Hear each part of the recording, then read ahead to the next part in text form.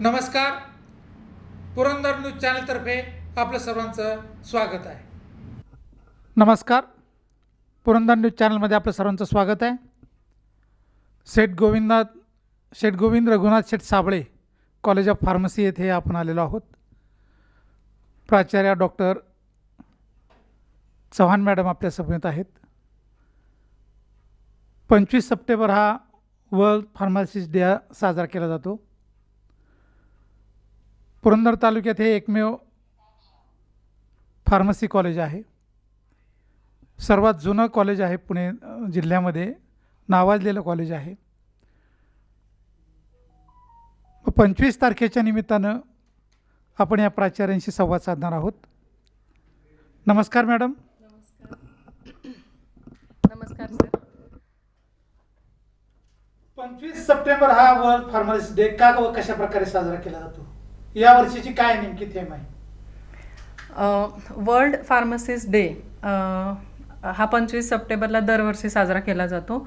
याची पार्श्वभूमी सांगायच्या अगोदर I would like to wish all the pharmacist all over the world a very happy pharmacist day. Let's transform global health. International pharmaceutical फेडरेशननी सन 2009 पासून 25 September हा दिवस आंतरराष्ट्रीय म्हणजे जागतिक फार्मासिस्ट दिवस म्हणजे जागतिक औषध निर्माता दिवस म्हणून साजरा करावा असं डिक्लेअर केलेलं आहे. अर्थात हा दिवस डिक्लेअर करताना अशी संकल्पना आहे त्याच्या मागे की एक विशिष्ट प्रकारची थीम या आंतरराष्ट्रीय औषध निर्माता दिवसाला दिली जाते आणि त्या थीमच्या बेसिसवरती असं अपेक्षित असतं की जगभरातील सगळ्या फार्मसिस्टनी एक काहीतरी ठराविक उपक्रम करून फार्मसिस्टचं ग्लोबल हेल्थ म्हणजे जागतिक आरोग्याच्या क्षेत्रामध्ये किती महत्त्वपूर्ण स्थान आहे याचा प्रसार करावा. या निमित्तानं हा वर्ल्ड फार्मसिस्ट डे साजरा केला जातो आणि ह्या वर्षीची थीम आहे ट्रान्सफॉर्मिंग ग्लोबल हेल्थ. आत्ता आपल्या सगळ्यांना माहिती आहे की जगामध्ये अनेक प्रकारच्या व्याधी आहेत, आजार आहेत, रोग आहेत. असं असताना देखील सर्वांना आपण ज्या चांगलं आयुष्य जगत आहोत त्याच्यामध्ये आपल्याला परिणामकारक, सुरक्षित आणि चांगल्या दर्जाची औषधं मिळवून देण्याचं काम हे फार्मसिस्ट करत असतात आणि त्यामुळं फार्मसिस्ट डे साजरा करण्यामागचा हा हेतू आहे की फार्मसिस्ट जी भूमिका या सगळ्या ग्लोबल हेल्थ किंवा जागतिक आरोग्य क्षेत्रामध्ये करत आहे त्याला चांगल्या प्रकारची मान्यता मिळावी म्हणून हा दिवस साजरा केला जातो. 25 सप्टेंबरचं काय स्पेशलायझेशन आहे का? एखादा तुमचं संशोधक किंवा काय त्याच्या जन्माचं? नाही, असं काही नाही आहे ॲक्च्युली. फक्त एक 25 सप्टेंबर हा दिवस ठरलेला आहे ज्याच्यामुळे हा दिवस आपण फार्मसिस्ट डे म्हणून साजरा करायचा असं एक ठरलेलं आहे. आता सध्या संपूर्ण जगभर कोरोनाची महामारी चालू आहे. म्हणजे जागतिक आरोग्याच्या दृष्टिकोनातून पुढारलेली जी राष्ट्र आहेत, इटली आहे, अमेरिका आहे, युरोप आहे, त्या देशामध्ये सुद्धा या कोरोनाने थैमान घातलेलं आहे. अनेक लोकांचे मृत्यू झालेले आहे. पण नेमकं हा रोग आणि हे महामारी नेमकं काय आहे, काय लोकांना थोडंसं समजून सांगा. बरं. कोविड-19 पॅन्डेमिक म्हणजेच कोविड-19 महामारी किंवा कोरोना महामारी या रोगाबद्दल खरं तर प्रसारमाध्यमामधून खूप मोठ्या प्रमाणावर त्याची माहिती दिली जाते. आज आपण सगळीकडे पाहतो, न्यूज चॅनल आहेत, मीडिया आहे, सोशल मीडियामध्ये सगळ्या बाजूनी या रोगाबद्दल माहिती दिली जाते. पण एक सामान्य माणसाला हा रोग म्हणजे नक्की काय असतो, कशा प्रकारे त्याचं संक्रमण होतं ह्याची मी थोडक्यात या ठिकाणी माहिती देते. खरं तर हा रोग एक विषाणूमुळे होणारा रोग आहे ज्याचं नाव आहे कोरोना विषाणू म्हणजे त्याला व्हायरस म्हणतो आपण. आणि हा जो रोग आहे, हा जो कोरोना व्हायरस आहे हा एक ग्रुप ऑफ व्हायरसेस आहे म्हणजे एक ग्रुप आहे विषाणूंचा. ह्याच्या अगोदर आपल्या सगळ्यांना माहिती आहे की सन 2002 मध्ये सार्सची साथ आलेली होती आणि सन 2012 मध्ये मर्सची साथ आलेली होती. तर हा सार्स आणि मर्स हे दोन्हीही याच कॅटेगरीमधले विषाणू आहेत. सार्स आता ह्या विषाणूचा प्रसार किंवा ओरिजिन कुठून आहे याच्याबद्दल बोलायचं झालं तर आत्ताचा जो आलेला आहे कोविड-19 हा नवीन आहे, म्हणजे म्युटेट झालेला आहे किंवा चेंज झालेला आहे जुन्या कोरोना व्हायरसपेक्षा, म्हणून ह्याला नोवेल कोरोना व्हायरस म्हणतात. या व्हायरसचा म्हणजे या विषाणूचा संक्रमण किंवा ओरिजिन खरं तर वटवाघूळ, बॅट म्हणजे वटवाघुळामध्ये असतं आणि त्याच्यातून तो दुसऱ्या प्राण्यांच्या माध्यमातून मनुष्यांच्या शरीरामध्ये तो संक्रमण करू शकतो. जसा सार्स हा जो 2002 साली आलेला होता तो कॅट म्हणजे मांजरांच्या ह्याच्यातून मनुष्याच्या शरीरात त्याने संक्रमण केलं. मर्स म्हणजे सार्सचा फुल फॉर्म आहे सिव्हिअर ॲक्यूट रेस्पिरेटरी सिंड्रोम. तसाच मर्सचा मिडल ईस्ट रेस्पिरेटरी सिंड्रोम. ह्याला असं नाव का दिलं तर तो सौदी अरेबियामध्ये साधारण 2012मध्ये तो रोग आढळून आला आणि त्याचं ट्रान्समिशन म्हणजे त्याचा प्रसार परत वटवाघूळ आणि कॅमल म्हणजे उंटाच्या ह्याच्यातून परत मनुष्यामध्ये झाला.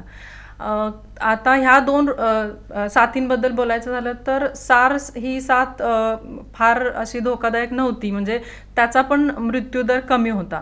पण मर्सची जी साथ होती तेव्हा मात्र मृत्यूदर नक्की जास्त होता, तेव्हा बऱ्याच लोकांचे प्राण गेले.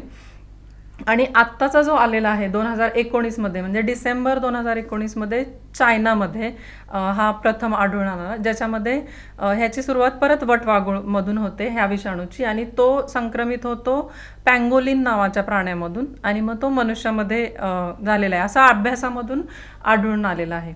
डिसेंबर 2019मध्ये तो पहिल्यांदा त्याचा अभ्यास केला गेला किंवा आढळला, म्हणून त्याला नाव दिलं कोविड-19, नोवेल कोरोना व्हायरस 19.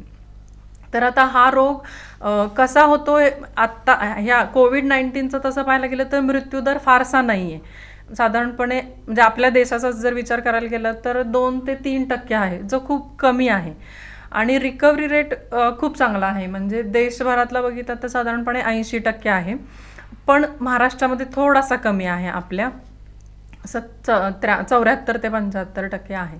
म्हणजे तसं पाहायला गेलं तर या रोगाला खरं तर खूप घाबरायची गरज नाही आहे, पण काय उपाययोजना केल्या पाहिजेत आणि ह्याविषयी आपण नंतर बोलूच, ओघाने बोलूच आपण त्या विषयावरती.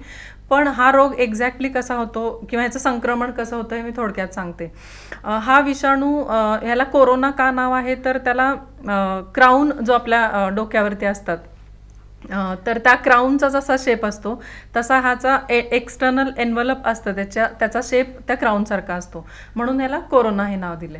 आता हा जो व्हायरस जिथून जेव्हा सुरू झाला तेव्हापासून असं आढळलं की हा व्हायरस तुमच्या नाकातून आणि तोंडातून तुमच्या शरीरामध्ये प्रवेश करू शकतो. आता ही महामारी का झाली तर सगळ्या जगामध्ये ह्याचा प्रसार झाला आणि म्हणून ह्याला कोविड-19 पॅन्डेमिक असा म्हणजे WHO वर्ल्ड हेल्थ ऑर्गनायझेशनने डिक्लेअर केला आणि त्याला नावसुद्धा WHOने दिलेलं आहे कोविड-19.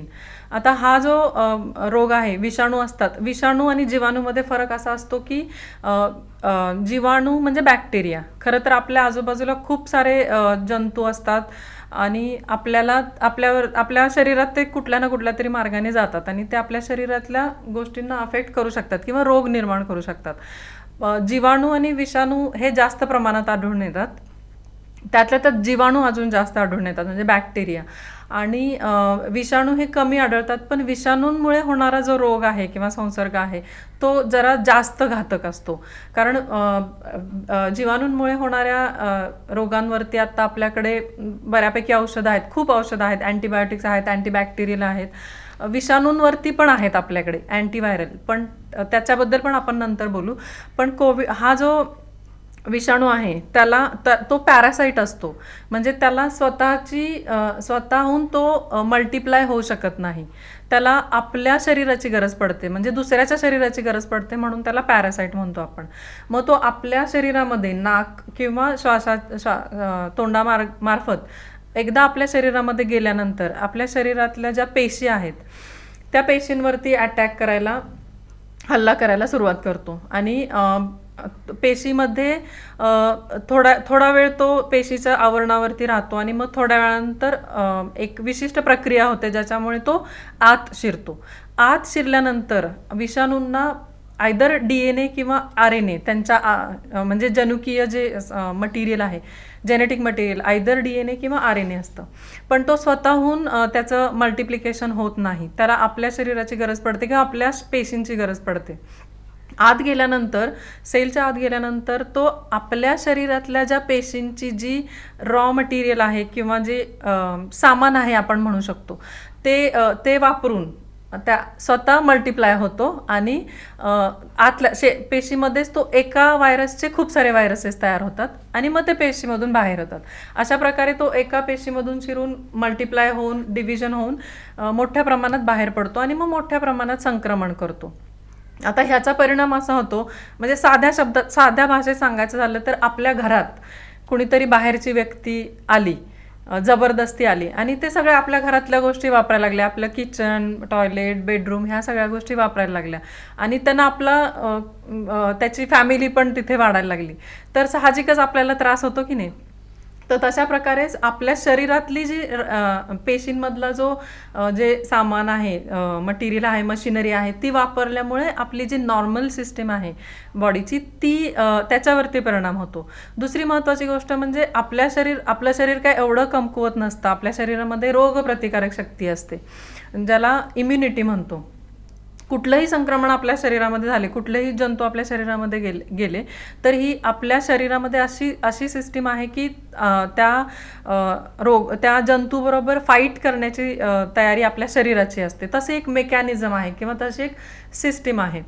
जेव्हा तुमच्याकडं खूप चांगली इम्युनिटी आहे, रोगप्रतिकारक शक्ती आहे, तेव्हा तुम्ही जे काही विषाणू आहेत, जीवाणू आहेत, जे तुमच्या शरीरामध्ये प्रवेश करतायत, तेव्हा तुम्ही जर चांगली तुमची प्रतिकारशक्ती असेल तर तुम्ही त्याला अगदी योग्य वेळेत अडकाव करू शकता त्याचा आणि त्याला बाहेर काढू शकता. हे केव्हा शक्य आहे, किंवा तो बाहेर होतो, त्याचा काही इफेक्ट होत नाही. हे केव्हा शक्य आहे, जेव्हा तुमची रोगप्रतिकारक शक्ती चांगली असेल. पण रोगप्रतिकारक शक्ती काही कारणामुळे, काही रोगांमुळे, काही तुम्ही औषधं चालू असतील तर ती कमी होऊ शकते. अशा परिस्थितीमध्ये व्हायरस किंवा कुठलाही जंतू जो आपल्या शरीरामध्ये जातो तो जास्त ॲक्टिव्ह होऊन मग आपल्या शरीरातल्या सिस्टीम्सना अफेक्ट करायला सुरुवात करतो. आता हा जास्त धोकादायक का आहे? खरं पाहायला गेलं तर जसं आपण म्हणतो की रिकव्हरी रेट जास्त आहे. का? तर तुम्ही इनिशियल स्टेजला म्हणजे सुरुवातीलाच ह्या रोगाचा अटकाव करू शकता. म्हणजे नाकात, तोंडात आहे तुमच्या, अजून तो पोहोचलेला नाही आहे तुमच्या फुफ्फुसापर्यंत. तोपर्यंत जर तुम्ही त्याच्यावरती उपाय करायला सुरुवात केली तर तुम्हाला तो इतका घातक होत नाही. पण जर हा विषाणू तुमच्या नाका आणि तोंडावाटे फुफ्फुसात गेला, श्वसननलिकेतून फुफ्फुसात गेला, तर फुफ्फुसाचं काम म्हणजे लंग्सचं काम आपल्या शरीरामध्ये किती महत्त्वाचं आहे हे आपल्या सगळ्यांना माहिती आहे. त्याच्यामध्ये एक छोटे अल्व्हिओलाई म्हणजे छोट्या सॅक्स असतात, पिशव्या, ज्यांचं काम खूप महत्त्वाचं असतं. महत्त्वाचं काम म्हणजे आपल्या शरीरात जे सगळे ऑर्गन्स आहेत किंवा सिस्टीम आहेत, वेगवेगळे ऑर्गन आहेत, त्यांना ऑक्सिजन आणि पोषण किंवा पोषक वस्तू ह्यांची गरज असते. म्हणजे न्यूट्रिएंट्स आणि ऑक्सिजनची गरज असते. आणि प्रत्येक ऑर्गनला, प्रत्येक टिश्यूला, प्रत्येक सेलला काम करण्यासाठी ऑक्सिजनची गरज असतेच. पण हा जेव्हा विषाणू तुमच्या लंग्समध्ये जातो आणि तुमच्या अल्व्हिओलाईज म्हणजे ज्या सॅक्स आहेत त्याला खूप वाईट प्रकारे त्यांच्यावरती ताबा घेतो किंवा त्यांना अफेक्ट करतो, तेव्हा तुमचे अल्व्हिओलाई किंवा त्या सॅक्स आहेत त्या काम करायचं बंद करतात.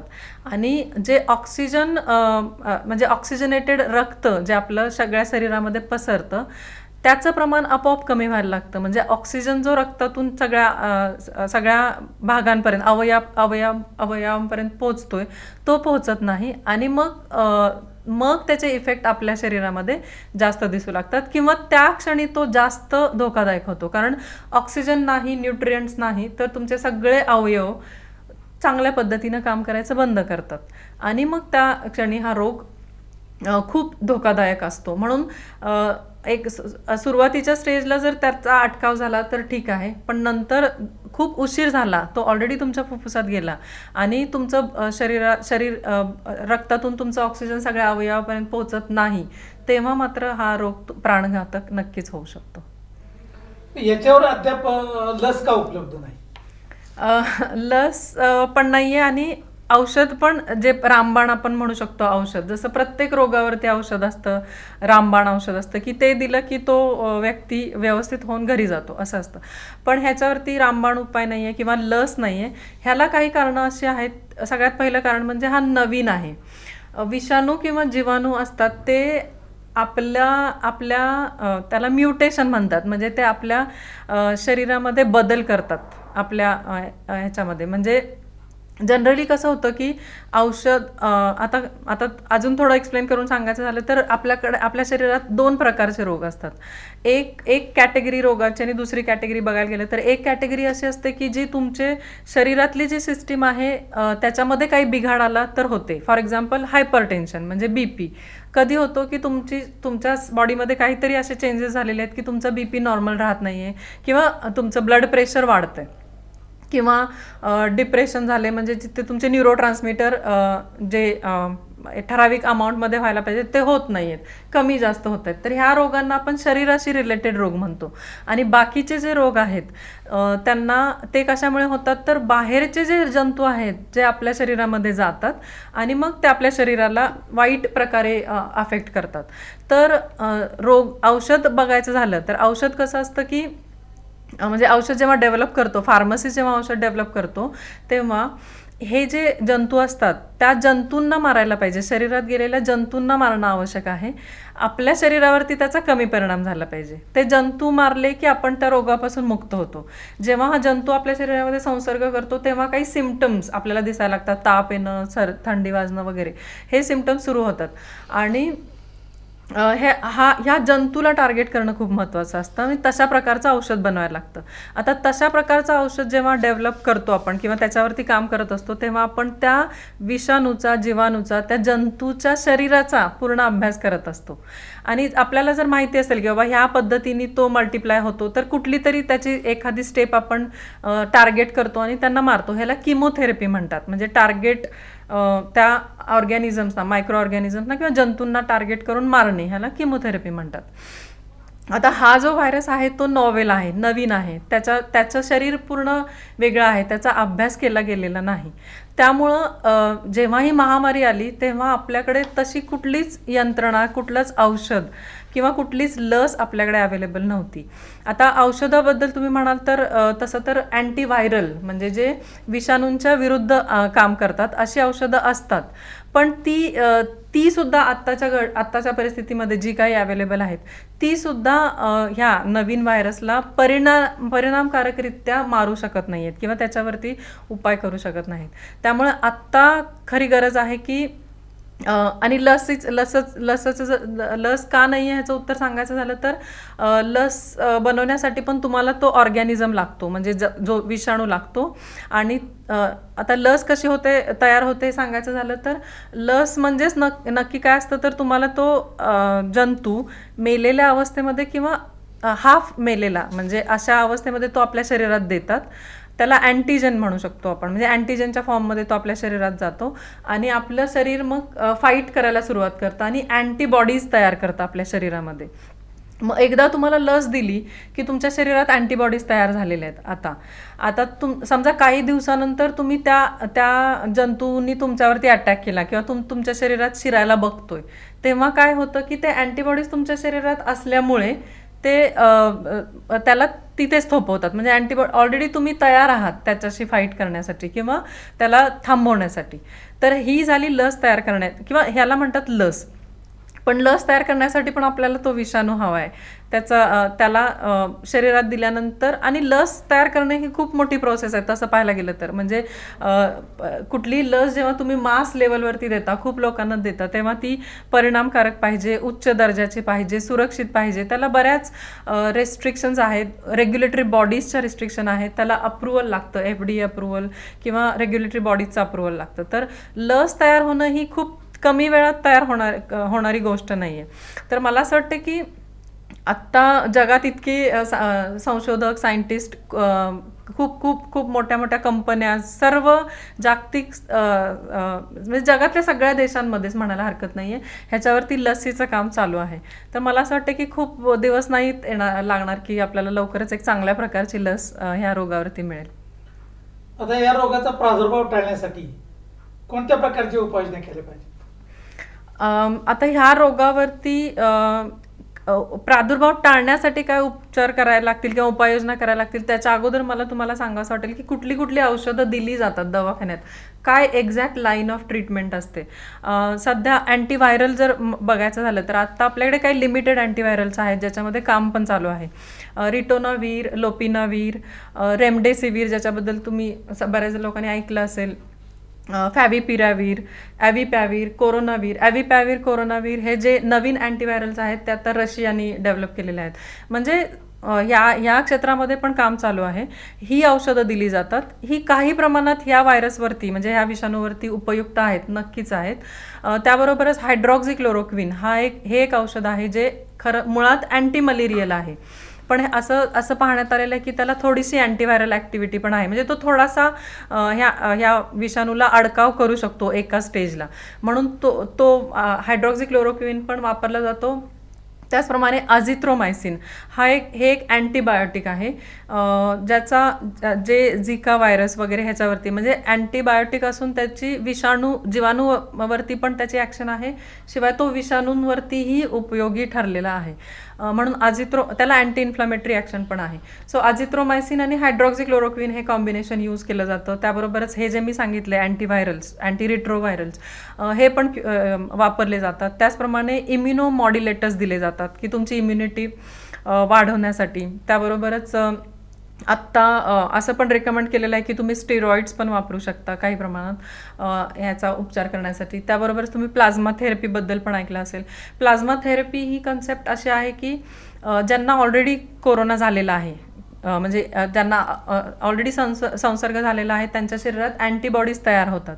तर अशा व्यक्तींनी जो हेल्दी आहे अशा व्यक्तींनी म्हणजे त्याला आपण डोनर म्हणू शकतो, अशा व्यक्तींनी जर त्याचा प्लाझ्मा रक्तातला भाग प्लाझ्मा जर डोनेट केला किंवा त्या प्लाझ्माला वापरून आपण ह्याच्यावरती उपाय करू शकतो. पण ह्याचे कितपत हा उपयोगी आहे ह्याच्याबद्दल म्हणजे संभ्रम आहे, पण तो एक ऑप्शन आहे. असे विविध प्रकारच्या लेवलवरती खरं तर उपाययोजना चालू आहेत. औषधं आहेत, वेगवेगळ्या प्रकारचे औषधं आहेत. अँटी इन्फ्लामेटरी पण काही प्रमाणात वापरलं जातं. आणि लसीवरती मी जसं तुम्हाला सांगितलं की सध्या आपल्या देशामध्ये असलेली सिरम इन्स्टिट्यूट जे ऑक्सफर्ड युनिव्हर्सिटी आणि ॲस्ट्राझेनेका कंपनीबरोबर कोविशिल्ड नावाचं वॅक्सिन तयार करत आहे. फेज 3 आता त्याचं काम चालू आहे. मला असं वाटते तुम्ही ऐकलं असेल ससून हॉस्पिटलमध्ये ह्याची आता फेज 3 चालू आहे. त्याबरोबरच अनेक कंपन्या आहेत जसं की झायडस कॅडिला आहे, त्यांनी झायकोविड नावाची लस तयार करत आहेत.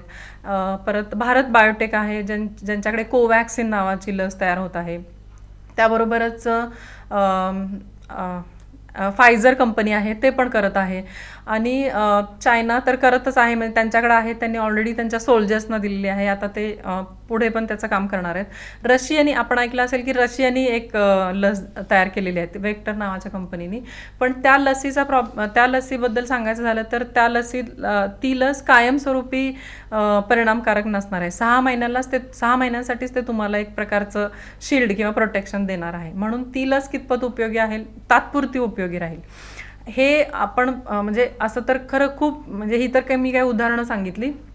खूप ठिकाणी आपल्या देशातच नव्हे तर जगात अनेक ठिकाणी लस निर्माण करण्याचं काम चालू आहे. आणि लवकरच मला असं वाटतं साधारणपणे 2021 किंवा 22 पर्यंत तरी आपल्यापर्यंत लस नक्कीच पोहोचेल. हायपॉक्सिया म्हणजे काय, ऑक्सिमीटरची कशी मदत होते? हायपॉक्सियाबद्दल मी बोलेन, पण मी थोडं उपाययोजना सांगायचं विसरले.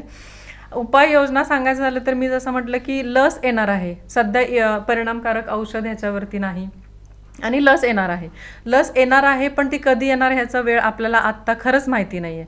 तर मला सगळ्यांना असं सांगावंसं वाटतं की आपण लस येईपर्यंत आपलं स्वतःचं रक्षण करायचं आहे. ही सगळ्यात मोठी गोष्ट सगळ्यांनी पाळली पाहिजे, ज्याच्यासाठी अनेक प्रकारचे उपाय आपण घरी राहून सुद्धा करू शकतो आणि आपल्याला इन्फेक्शन होऊ नये असा प्रयत्न आपण करू शकतो. आता ह्याच्यामध्ये बऱ्याच माध्यमातून तुम्हाला गाईडलाईन्स दिल्या जातात, माहिती पण असेल, पण तरी एक सांगायचं झालं तर सोशल डिस्टन्सिंग हा सगळ्यात मोठा विषय आहे जो आता म्हणजे 2 व्यक्ती बसताना साधारणपणे 6 फुटाचं अंतर ठेवा, 3 फुटाचं, कमीत कमी 3 फुटाचं तरी ठेवाच, जेणेकरून जरी तुमच्या आजूबाजूला असलेल्या व्यक्तीचा प्रादुर्भाव आहे तो असिम्प्टमॅटिक आहे. ही सगळ्यात वाईट गोष्ट आहे की असिम्प्टमॅटिक पण काही पेशंट असतात, म्हणजे त्यांच्यामध्ये काही लक्षणं दिसत नाहीत. असे पेशंट का असतात तर त्यांची इम्युनिटी बऱ्यापैकी चांगली असते आणि ते साधारणपणे चांगलं फाईट करू शकतात त्या विषाणूला, पण ते असिम्प्टमॅटिक असतात, पण ते कॅरियर असतात. ते समजा आजूबाजूला तुमच्या फिरत असतील तर आणि तुमची इम्युनिटी वीक असेल तर नक्कीच त्या व्यक्तीकडून तुम्हाला संक्रमण होऊ शकतं. तर सोशल डिस्टन्सिंग हे सगळ्यांनी खरंच पाळलं पाहिजे. गरज नसताना घरातून बाहेर पडणं खरंच सगळ्यांनी टाळलं पाहिजे. शक्यतो सगळ्यांनी घरी राहा, पण आता कामाच्या निमित्तानं लोक बाहेर पडत आहेत तर काही हरकत नाही आहे, पण सोशल डिस्टन्सिंग फॉलो करा. मास्कचा वापर तर म्हणजे अभ्यासातून असं लक्षात आलेलं आहे की 40% तुम्ही प्रिव्हेन्शन करू शकता. जर मास्क वापरला तर 40% तुम्ही सुरक्षित राहू शकता. तर कुणाशी बोलताना मास्कचा वापर करा. मास्कचा वापर योग्य पद्धतीने करा. बरीच लोक मास्क तोंडावर लावलेला असतो, बोलताना खाली घेतात आणि बोलतात, मग त्याचा उपयोगच नाही. कारण ॲक्च्युली जेव्हा तुम्ही बोलता किंवा श्वासोश्वास घेता, शिंकता, खोकता, तेव्हा ड्रॉपलेट्स येतात तुमच्या तोंडातून खूप मोठ्या प्रमाणात, जे आपल्याला दिसत नाहीत ॲक्च्युली, आणि ते त्या रूममध्ये किंवा त्या एरियामध्ये थोड्याफार वेळेसाठी ते तसे राहतात. म्हणजे ते व्हायरस तुमच्या ह्याच्यातून बाहेर आलेला, तर तो त्याच्या संपर्कात जर दुसरा व्यक्ती आला तर होणारच आहे.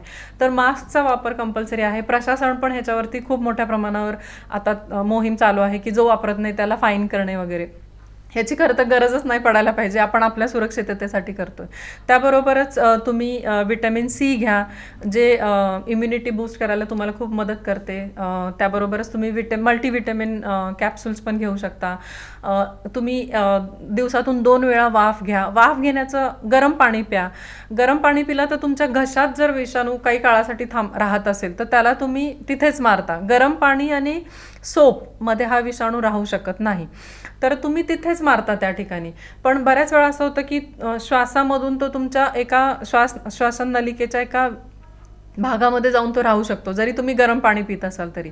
तर गरम पाणी पित असताना सुद्धा तुम्ही वाफ 2 वेळेला घेतलीत तर ते सुद्धा खूप उपयोगी आहे. कारण वाफेच्या गरम वाफांच्या ह्याच्यामुळे नाकात तोंडात जेवढा वेळ तुमच्या शरीरात आहे तेवढा वेळ तो तिथेच नष्ट होऊ शकतो.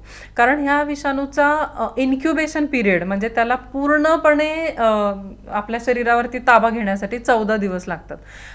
तो थोडा वेळ 2 दिवस तुमच्या नाकात राहील, श्वसन नलिकेत राहील, नंतर लंग्समध्ये जाईल, अशा पद्धतीचा त्याचा प्रवास असतो. तर तुम्ही असा विचार करून, म्हणजे आपल्याला साधारणपणे थोडीशी जरी लक्षणं वाटली की मला थोडेसे आता लक्षणं तर माहितीच आहेत ह्या विषाणूची, सगळ्यांना माहिती, वेगळं सांगायची गरज नाही.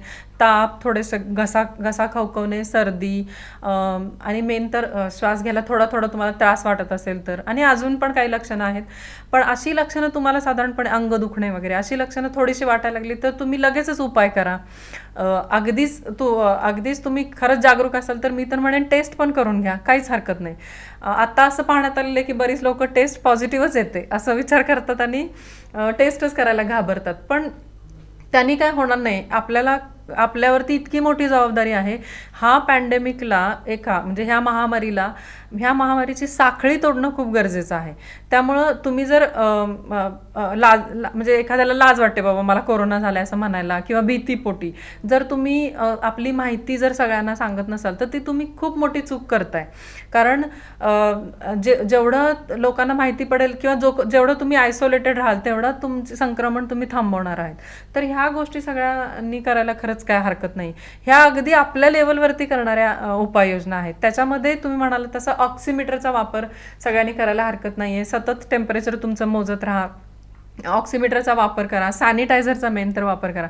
सॅनिटायझर म्हणण्यापेक्षा साबणाचा वापर केला तर अजून जास्त चांगला आहे. साबण तुम्हाला ठिकठिकाणी अवेलेबल नसू शकतो तर त्या ठिकाणी तुम्ही सॅनिटायझरचा वापर करा. पण जिथे तुम्हाला वॉश बेसिन आहे, साबण अवेलेबल आहे, तर नुसत्या साबणानं जरी धुतला, तुमच्या हातावरती लागला तरी तो जातो. जनरली हात धुणे का महत्त्वाचं आहे तर आता सपोज आपण बाहेर जातो आणि मी इथे टेबलला हात लावला, तुम्ही ह्याला हात लावला, अजून ठिकठिकाणी कुठल्या गोष्टींना हात लागला, त्याला दुसऱ्या व्यक्तीचा हात लागलेला असू शकतो. तर तो नकळत त्या ह्याच्यातून तुमच्या हातावरती येतो. आता हात आपण जनरली आपल्याला सवय असते हाताचं, हात आपण काय असे कायम ठेवत नाही, आपण तोंडाला लावतो, इकडे लावतो, नाकाला लावतो, डोळ्याला लावतो, तर तसा तो आपल्या शरीरात जातो खरं पाहायला गेलं तर. म्हणून हात धुणे ह्या गोष्टी पण खूप महत्त्वाच्या आहेत. सॅनिटायझरचा वापर करा जिथे शक्य आहे तिथे. ह्या अगदी इतक्या साध्या साध्या उपाययोजना आहेत ज्याच्यामुळे आपण खूप चांगल्या प्रकारे ह्या रोगाचं साखळी तोडण्याचा हे करू शकतो, म्हणजे साखळी तोडण्यामध्ये आपण यशस्वी होऊ शकतो. आता हर्ड इम्युनिटी म्हणजे काय? हर्ड इम्युनिटीबद्दल बोलते. ऑक्सिमीटरबद्दल सांगायचं झालं तर आता आपण हायपोक्झियाचा विषय निघालेलाच आहे. हायपोक्झिया म्हणजे जसं मी सांगितलं की तुमच्या शरीरात ऑक्सिजनचं प्रमाण, सगळ्या अवयवांना मिळणारं ऑक्सिजनचं प्रमाण, ऑक्सिजनेटेड ब्लड आणि डिऑक्सिजनेटेड ब्लड असं दोन प्रकारे असतात. तर ऑक्सिजनेटेड ब्लड तुमचं कमी होतं, त्यामुळे ऑक्सिजनचं प्रमाण कमी झालं तर ह्याचा अर्थ असा आहे की तुमचा जो विषाणू आहे तो तुमच्या लंग्सपर्यंत पोहोचलेला आहे. मग ती मला असं वाटते की खूप धोक्याची घंटा आहे. त्यामुळं सतत तुम्ही ऑक्सिमीटरचं चांगल्या क्वालिटीचं आणि वेल कॅलिब्रेट केलेलं ऑक्सिमीटरच वापरा, कारण हल्ली बाजारात खूप चुकीच्या पद्धतीचे पण यायला लागलेले आहेत. तर चांगल्या प्रतीचं आणि कॅलिब्रेटेड ऑक्सिमीटर वापरा आणि दिवसातून एकदा तरी तुम्ही चेक करा. अर्थात सगळ्यांनीच करावं असं नाही, पण ज्याला असं वाटतं बाबा मला जरा त्रास होतोय, श्वास घ्यायला दम लागतो, तर त्यांनी नक्कीच करायला हरकत नाही आहे. 95च्या वर असेल तर यू आर डेफिनेटली सेफ, अगदी सेफ आहात. थोडासा कमी होत असेल तर थोडा वॉच ठेवा त्याच्यावरती की अजून कमी होतोय का, अजून कमी होतोय का, अजून कमी होतोय का. 92, 91च्या खाली यायला लागला तर मात्र तुम्हाला इमर्जन्सी मेडिकल ट्रीटमेंटची गरज लागणार आहे. तर त्यामुळे ऑक्सिमीटरचा तुम्हाला खूप चांगला वापर होऊ शकतो आपण कुठल्या स्टेजला आहोत किंवा आपल्याला खरोखर धोका आहे का हे जाणण्यासाठी. आणि पुढचा प्रश्न तुम्ही काय विचारलात, हर्ड इम्युनिटी. हर्ड इम्युनिटी ही जरा अशी संकल्पना आहे की जेव्हा अशी एखादी महामारी येते, म्हणजे विषाणू ज्याच्यावरती औषध नाही आहे, लस नाही आहे, आता तो पसरत राहणार सगळीकडे आणि सगळ्यांना संसर्ग करणार त्याचा. तर अशी स्टेट किंवा अशी अवस्था जेव्हा खूप मोठं पॉप्युलेशन म्हणजे खूप लोकांना, तुमच्या साधारणपणे 80% लोकांना 70 ते 80% लोकांना त्याचं इन्फेक्शन झालेलं आहे, संसर्ग झालेला आहे आणि त्यांच्यामध्ये अँटीबॉडीज तयार झालेल्या आहेत आणि ते त्यांच्यामध्ये इम्युन सिस्टम डेव्हलप झालेली आहे, म्हणजे इम्युनिटी झालेली आहे त्या रोगाची. अशी जेव्हा फेज येते तेव्हा ज्यांची इम्युनिटी कमी आहे, म्हणजे 20% जी लोकं आहेत, इम्युनो कॉम्प्रोमाइज्ड लोकं, जे औषधं घेतात किंवा डायबिटीस आहे, BP आहे, त्या लोकांचं संरक्षण अशा फेजमध्ये होऊ शकतं. म्हणजे ही फेज जेव्हा लार्ज पॉप्युलेशन तुमचं इम्यून झालेलं आहे आणि आता ठीक आहे, म्हणजे आता उरलेल्या लोकांना जरी त्यांची इम्युनिटी कमी असेल तरी इन्फेक्शन होणार नाही. ह्याचं अगदी साध्या शब्दात उदाहरण द्यायचं झालं तर समजा 80% पॉप्युलेशनला झालेलं आहे आणि इम्युनिटी डेव्हलप झालेली आहे, तर तिथून पुढे 5 पैकी 4 लोकांना जरी ते कोरोनाच्या लोकांच्या संपर्कात आले तरी त्यांना तो संसर्ग होणार नाही. ह्याला म्हणतात हर्ड इम्युनिटी किंवा कम्युनिटी इम्युनिटी. पण हर्ड इम्युनिटी काही रोगांच्या बाबतीत आपल्याला ऑलरेडी आलेली आहे, जे जुने विषाणू होते.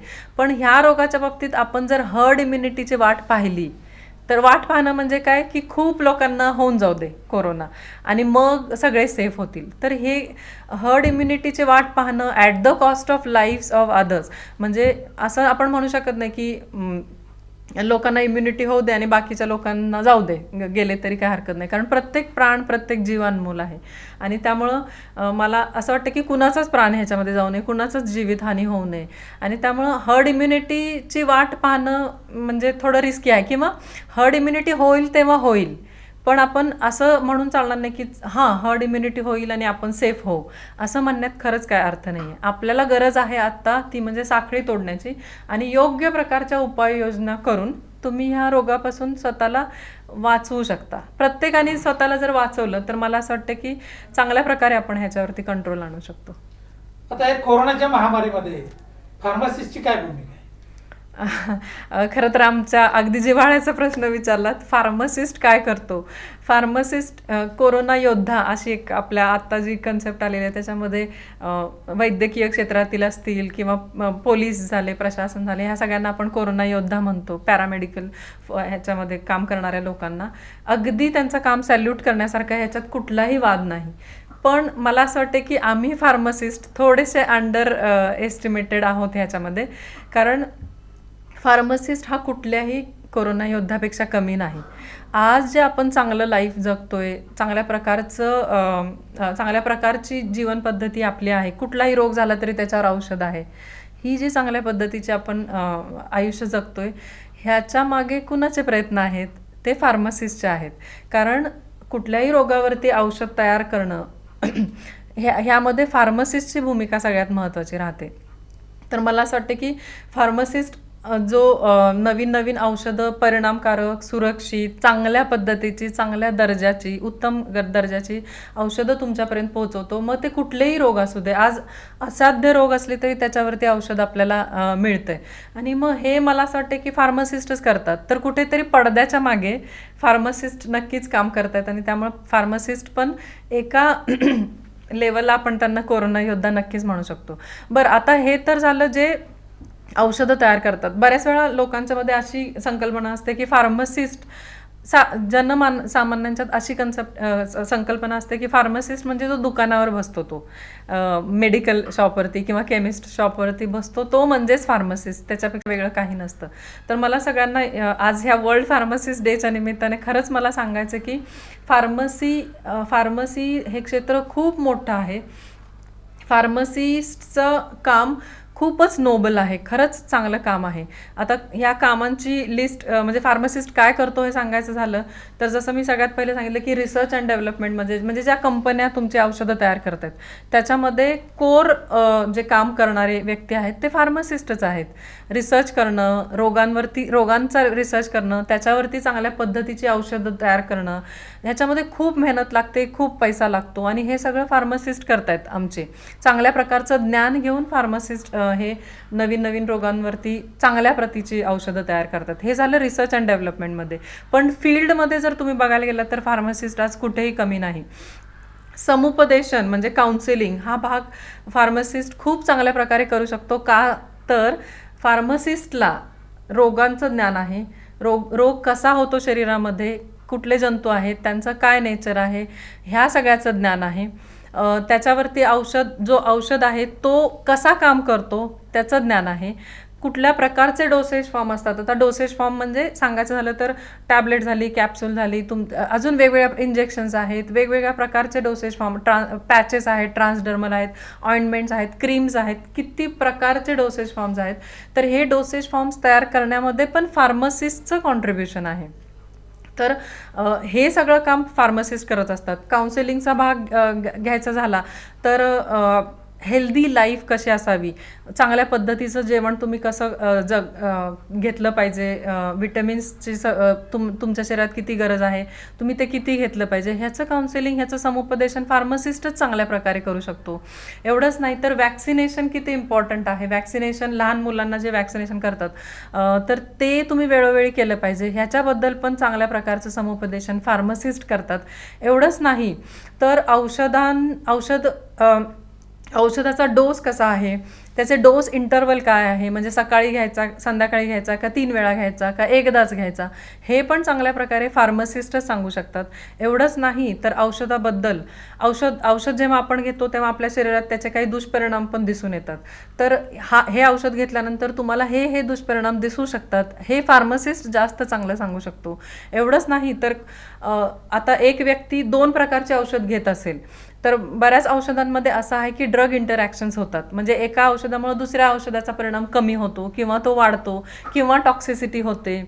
अशा प्रकारचे जे कॉम्प्लिकेशन्स आहेत किंवा ड्रग इंटरॅक्शन्स आहेत, ह्याचं नॉलेज कोण देऊ शकतो? हा फार्मसिस्टच खूप चांगल्या प्रकारे देऊ शकतो. तर मला असं वाटतं की फार्मसिस्ट अनेक फ्रंट्सवरती, अनेक पातळींवरती उत्तम प्रकारचं समुपदेशन जनसामान्यांना करू शकतात. त्याबरोबरच आम्ही फार्मसिस्ट म्हणजे एज्युकेटर्स, म्हणजे फार्मसी एज्युकेशनमध्ये जे आहेत ते चांगल्या प्रकारचे स्किल्ड फार्मसिस्ट घडवत आहेत, जे पुढे जाऊन चांगल्या प्रकारचे औषधं तयार करणार आहेत, रिसर्च करणार आहेत, संशोधन करणार आहेत.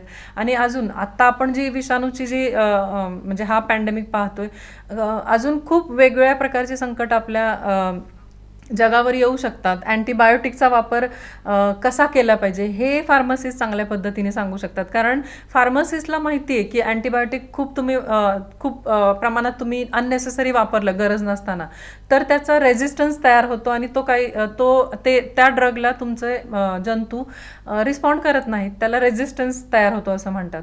तर ह्या गोष्टी खूप भयानक आहेत आणि ह्याच्यामध्ये मला असं वाटतं की फार्मसिस्टनी खूप चांगल्या प्रकारचं काम फार्मसिस्ट करू शकतात. फक्त लोकांनी त्यांना चांगल्या फार्मसिस्ट काय करू शकतात हे ओळखणं खूप गरजेचं आहे. आता अशा या कोरोनाच्या महासंकटामध्ये महाविद्यालय काय रोल करणार आहे? महाविद्यालयाने खरं तर लॉकडाऊनची सिच्युएशन आहे, महाविद्यालय बंद होतं, पण त्या काळात सुद्धा महाविद्यालयामध्ये आम्ही सॅनिटायझर्स बनवले जे आम्ही नगरपालिकेला दिले. म्हणजे अर्थात हा एक काय म्हणू सोशल ऑब्लिगेशन आहे, सामाजिक बांधिलकीचा भाग आहे. आम्ही ते सॅनिटायझर्स नगरपालिकेला देऊन वापरण्यासाठी दिलेले आहेत. त्याबरोबरच आम्ही मास्क बनवले जे घरोघरी जाऊन वाटलेले आहेत. आमच्या NSSच्या विद्यार्थ्यांनी घरोघरी जाऊन मास्क वाटलेत. हे तर आम्ही लॉकडाऊनच्या काळामध्ये केलेलं आहे, पण आत्ताच्या परिस्थितीमध्ये सुद्धा अजून खूप काम करायची गरज आहे. आता ह्या वर्ल्ड फार्मसिस्ट डेच्या निमित्ताने आम्ही दोन उपक्रम करत आहोत, ज्याच्यामध्ये जसं मी म्हणाले की समुपदेशन हा खूप महत्त्वाचा रोल फार्मसिस्ट करू शकतो.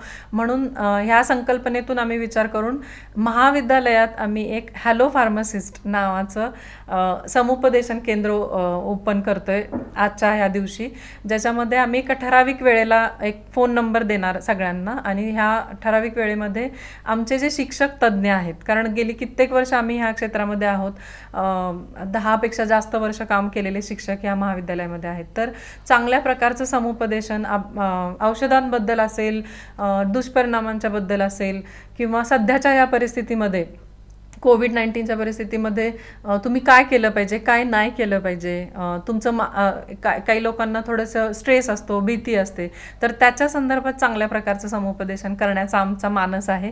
आणि त्यामुळे आम्ही हा एक समुपदेशन केंद्र उभं करत आहोत आणि त्याचं आज आपण उद्घाटन करत आहोत.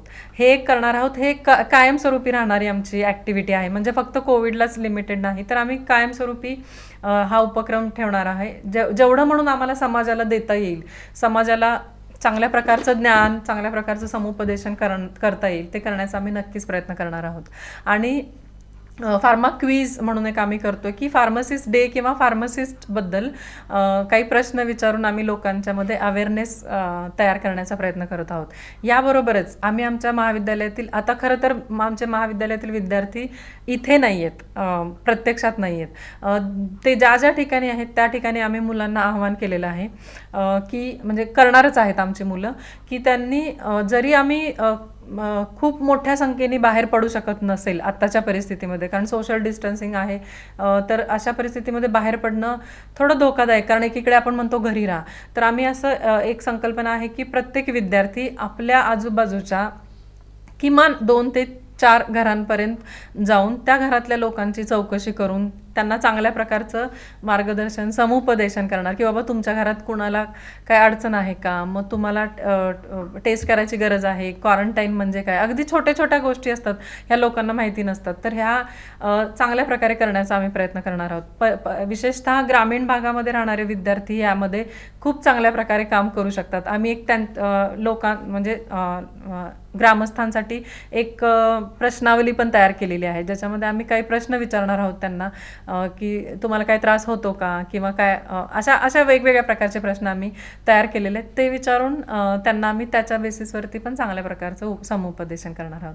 तर ह्या संकल्पना सध्या तरी आम्ही जेवढं आम्हाला शक्य आहे तेवढं करण्याचा ह्या वर्ल्ड फार्मसिस्ट डेच्या निमित्ताने आम्ही निर्धार केलेला आहे आणि आम्ही नक्कीच ह्या क्षेत्रामध्ये म्हणजे फार्मसिस्ट म्हणून जे आत्ताची जी थीम आहे ह्या वर्षाची, ट्रान्सफॉर्मिंग ग्लोबल हेल्थ, म्हणजे जागतिक आरोग्याला चांगल्या पद्धतीने कसं बदलू शकतो आपण किंवा कसं एक चांगला दर्जा किंवा कशी उंची देऊ शकतो, त्याच्यामध्ये आमचा एक छोटासा खारीचा वाटा म्हणून आम्ही हे काम करणार आहोत.